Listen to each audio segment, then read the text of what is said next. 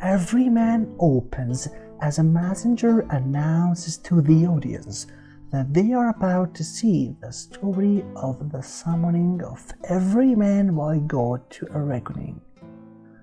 The messenger also describes the action that will be witnessed. Here shall you see how fellowship and jollity, both strength, pleasure, and beauty, will fade from thee as flower in May. Every man enters. Death reveals to him what God has commanded, and every man laments that death has come when he is so unprepared.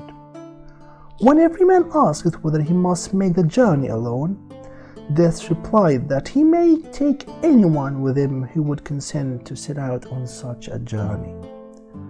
Death leaves, telling every man that when he returns, every man must be ready and have his accounts settled.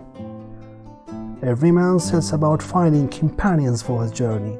First, he seeks out Fellowship, who appears to be a stout companion who will not desert him.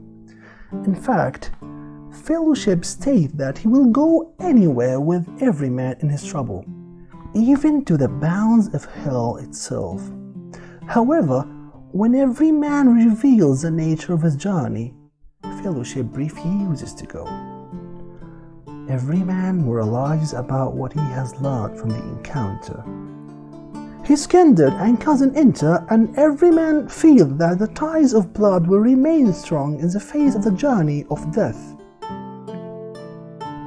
His certainty is disappointed when he is refused, first by kindred and then by cousin, who begs off the journey because she has a cramp in his toes. Deserted by Fellowship, kindred, and cousin, every man turns to his chief love in life, goods and riches. Here again, his request for companionship is refused. At that point, every man grieves that he has relied on such worthless creatures.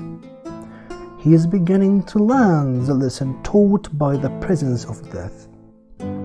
He turns to Good Deeds, who lies cold on the ground, weighted down by every man's sins. Good Deeds is willing to accompany every man, but she is too weak to stand.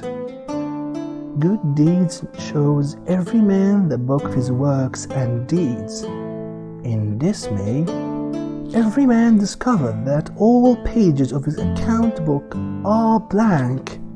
He has done nothing. He pleads for the help of Good Deeds, and she replied that though she may not go with him, she has a sister, Knowledge, who will help.